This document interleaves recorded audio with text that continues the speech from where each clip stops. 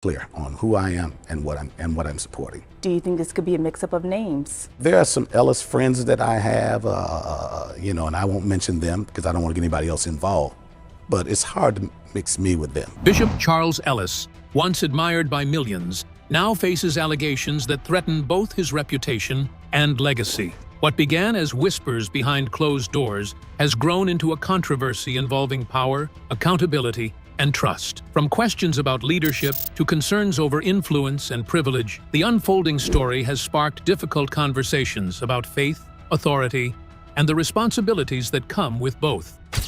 The core controversy emerges. Bishop Charles Ellis, once a commanding presence in the Pentecostal community, found himself thrust into a storm of controversy that quickly escalated beyond private church walls. The catalyst was a moment caught live on stage during the funeral of gospel legend Aretha Franklin. What was meant to be a solemn tribute turned into a spectacle of discomfort when Ellis was seen placing his hand on pop star Ariana Grande in a way that sparked immediate outrage. Although some initially wondered if it was an accident or misjudgment, the prolonged nature of the gesture and the visible unease on Grande's face suggested something far more problematic. This public incident shattered the carefully maintained image of Ellis as a respected spiritual leader and opened the door for critical examination of his behavior and leadership. The fallout was swift and intense. Social media erupted with hashtags demanding respect and accountability, drawing the attention of mainstream news outlets across the country. The story was no longer just about a single moment. It had become a symbol of deeper issues within church leadership. Women's rights advocates, pastors, and cultural commentators questioned how such a breach of respect could occur in a sacred setting and remained unaddressed. Public trust began to erode as many started to ask if this moment was an isolated lapse or symptomatic of a pattern hidden behind the pulpit. Bishop Ellis's initial response did little to quell the storm. His attempt to dismiss the controversy with a joke about Ariana Grande's name fell flat, coming off as tone-deaf and dismissive rather than remorseful. When he did issue an apology, it was vague and conditional, leaving many to question his sincerity and grasp of the seriousness of the situation. The hesitancy to take full responsibility further fueled criticism from both within and outside his congregation. His leadership, once unquestioned, now faced an unprecedented test. Behind the scenes, those closest to the church observed a shift in atmosphere. The scandal exposed more than just an uncomfortable moment on stage. It became a flashpoint that revealed simmering tensions and long-held frustrations among members and staff. People began speaking out privately and publicly about experiences they previously kept silent. The controversy forced a reckoning with the broader dynamics of power, respect, and accountability in Ellis's ministry. While the public debate raged, the internal cracks in Greater Grace Temple's foundation were becoming impossible to ignore. Yet, even as the controversy expanded, Ellis maintained his position, supported by some loyal followers unwilling to believe the allegations could define him. This stubborn hold on power deepened divisions and complicated any chance for restorative work within the church community. The question on many lips was no longer just about whether Ellis had crossed a line, but about how the church would deal with the consequences of that crossing. Suspicion and mistrust loomed large as more voices prepared to challenge the status quo. The community's response was mixed. While some saw the incident as a momentary lapse in judgment, others recognized it as confirmation of deeper issues that had long been ignored. The scandal forced a public conversation about the role of power in spiritual leadership and the need for greater transparency and humility. What started as an uncomfortable viral moment now threatened to become a watershed event for ministry accountability nationwide. Despite all this unrest, the full extent of what was transpiring remained under wraps. The media glare illuminated one incident, but it was clear that the story was far more complex and darker than the headlines suggested. The eyes of the nation were watching, but the inner workings of Greater Grace Temple and the true nature of Ellis's leadership were only beginning to surface. The most significant revelations were still to come. The legacy Ellis inherited was formidable, and that history helps explain how his rise took shape. Legacy and rise of Bishop Ellis. Bishop Charles H. Ellis III didn't really step into his role unprepared. It was like the whole thing had weight already. His path got shaped by a powerful legacy, and you can feel that in how the story moves. His father, Bishop David L. Ellis Sr., started Greater Grace Temple in Detroit, and that spiritual home grew into one of the largest Pentecostal churches in the United States. Or so it seemed. When Bishop David passed away, the responsibility to carry the mantle fell right on Charles's shoulders. No soft landing. The expectations were enormous, and so was the congregation's hope that he would honor and expand the church's influence in a way that kept it moving forward. At the start, Ellis seemed more than able to handle that sort of challenge. Under his direction, Greater Grace Temple got changed from a neighborhood church into something way more cultural plus spiritual, like a whole machine. Membership kept swelling into the thousands. Satellite ministries grew outward, and the church's media footprint just kept multiplying. So the reach went far beyond Detroit, not like before. And Ellis, well, he was a preacher, but also a showman in a steady way, mixing magnetic messages with a dramatic stage presence. It pulled in not only the faithful parishioners,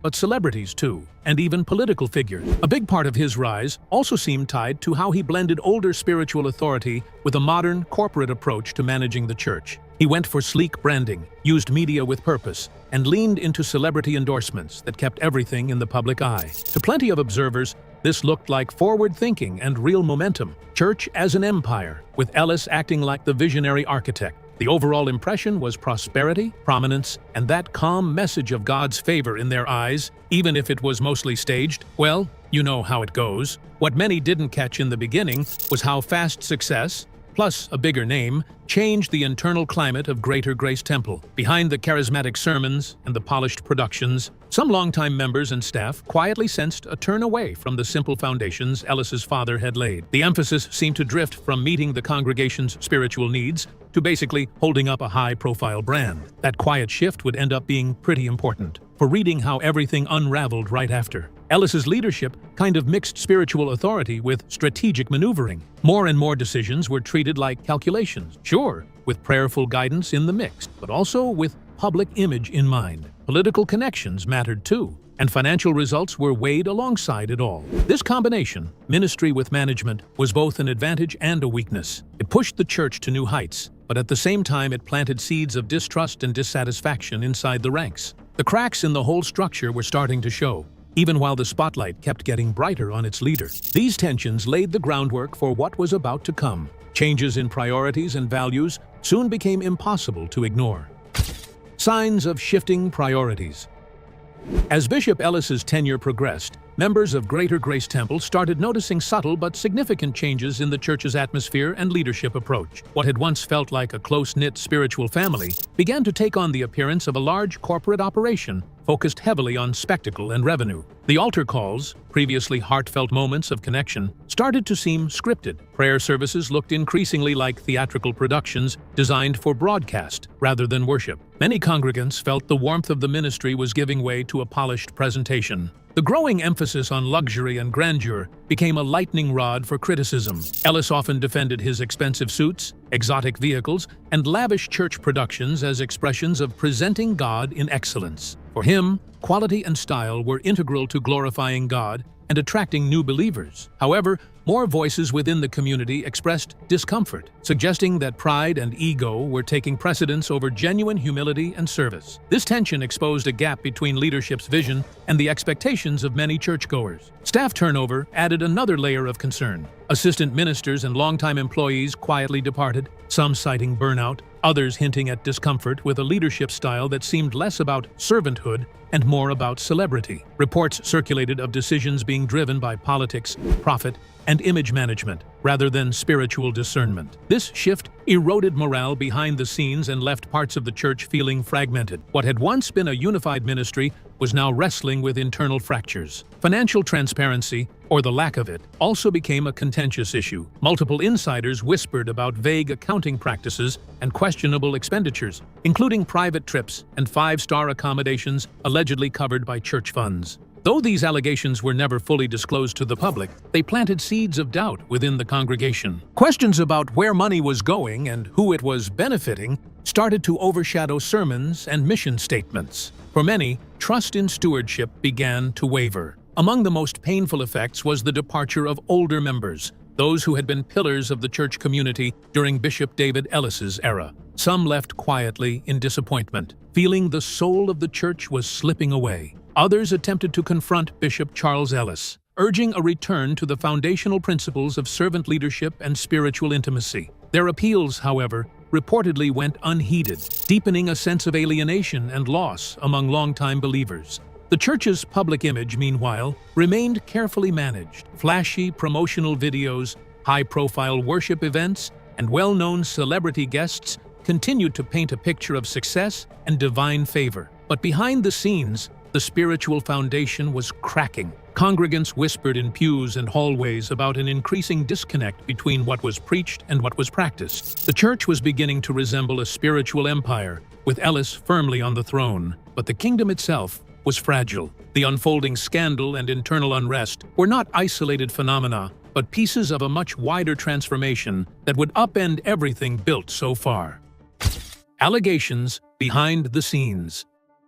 As public scrutiny intensified, it kind of felt like a flood of troubling accounts started coming out of Greater Grace Temple, like from inside, revealing that distressing pattern underneath the polished face they showed. Former church members, especially women, began sharing stories of spiritual manipulation and inappropriate behavior that went way past the well-publicized incident on stage. These testimonies described subtle but stubborn violations of personal boundaries, and they were often packaged as spiritual counsel or mentorship. What was first little whispers quickly turned into a full chorus, people insisting they needed to be heard. A lot of them recounted moments where compliments about appearance, or maybe even body language, were presented as encouragement. But there was this undercurrent of unease that nobody could fully shake. And when someone tried to step back, they were met with accusations that they were too sensitive, or that they were spiritually immature, basically shutting down their concerns before they could really land. The psychological toll was deep, so deep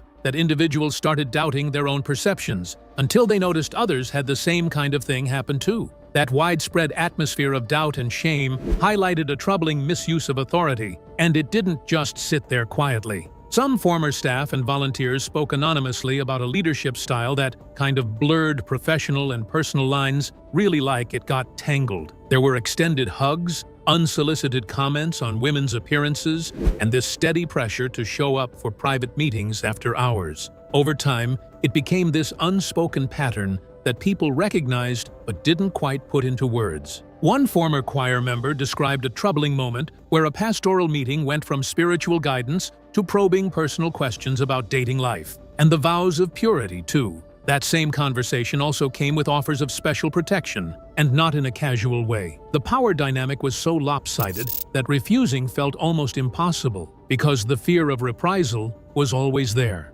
Taken together, it felt like Ellis's influence acted as a kind of shield and enabled misconduct. When people tried to raise concerns inside the church hierarchy, they met resistance, dismissals, or outright threats. Women who reported issues were sometimes called disrespectful, or they were accused of lying, with the goal of weakening the ministry by undermining the report. What these revelations did was draw a portrait of an institution struggling to line up its public image with its internal realities. Even with public appearances of vigor and success, the community's spiritual and emotional health was in crisis. The more people came forward, the clearer it became that what looked like separate incidents were really part of a bigger pattern, an abuse of power that spread across the space. That pattern mattered not only for the people directly affected, but also for the church's integrity as a whole. Adding to the distress, leaked internal communications made it seem like church leaders were already aware of formal complaints filed against Ellis before the public scandal even really took off.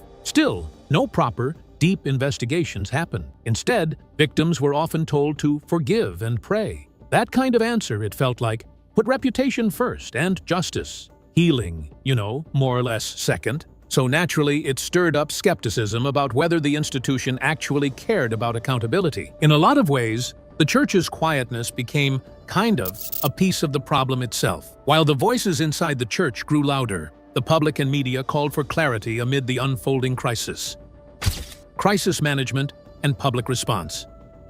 As the scandal grew, Bishop Ellis's response became a major source of controversy. His early attempts to downplay the situation with humor were widely criticized, and later apologies were viewed by many as vague and insufficient. Rather than easing concerns, his handling of the issue deepened public skepticism and raised questions about accountability. Media coverage quickly expanded beyond the original incident, bringing attention to allegations of financial concerns, internal conflicts, and criticism from former members. The growing scrutiny increased pressure on both Ellis and Greater Grace Temple to provide clear answers. Within the congregation, opinions became sharply divided. Some members remained loyal, pointing to Ellis's years of ministry and leadership. Others, particularly younger members and women, questioned whether the church was doing enough to address concerns and ensure a safe environment. Critics also focused on the church's lack of a visible investigation or transparent disciplinary process. The absence of clear action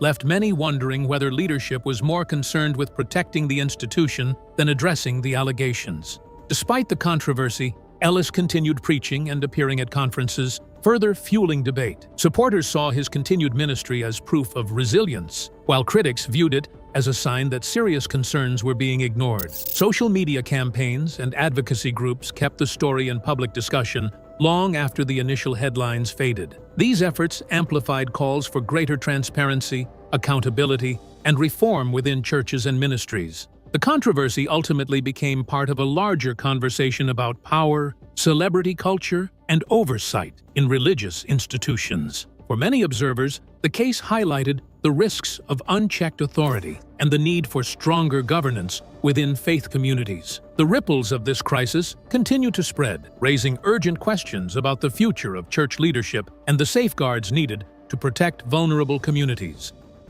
The larger implications for church leadership. Bishop Charles Ellis' downfall feels like a warning, about what goes wrong when spiritual leadership has no real accountability, like none. In his case, there's a clear point, the kind people usually miss when they only look at charisma. And it is tied to a bigger issue, the thing we can see in a lot of religious institutions, where charisma, influence, and even public image can start to weigh more than humility, transparency, and personal character, maybe a bit too much. The scandal has brought up serious questions about authority inside the church. When powerful leaders act without the proper oversight, congregations can get exposed to financial, emotional, or spiritual harm pretty easily. Because of that, churches really need stronger checks and balances, clearer reporting systems, and leadership structures that actually safeguard both the members and the ministers, not just the reputation. Ellis's story also kind of shows the danger of celebrity culture in ministry. When pastors start acting like brands, the actual mission of service can slide off, like image management takes over, along with luxury and that sort of personal influence. Instead of leaning into spiritual care, some leaders begin to feel pressured to guard their reputation at any cost, even if it means ignoring what should be done. And the bigger lesson, it really can't stay stuck on just one person. Churches need transparency in finances, in decisions, and in pastoral conduct. Members ought to feel safe asking questions, raising concerns, and speaking up without worrying about backlash or quiet punishment. Real church leadership is not about power, fame, or rank. It's a sacred responsibility that grows from humility, service, and accountability. Ellis's downfall becomes this cautionary tale for every faith community. Trust has to be protected, not exploited. In the end, this crisis isn't only one leader's failure. It's an invitation for churches to look at their own systems, face those uncomfortable truths, and rebuild credibility through integrity, compassion, and real faith. Bishop Ellis's downfall is a powerful wake-up call for church leadership everywhere. It reminds us that character and accountability matter more than titles and fame. If you found this story enlightening, please like and subscribe for more deep dives into important topics. Your support helps keep these vital conversations alive. Thank you for watching.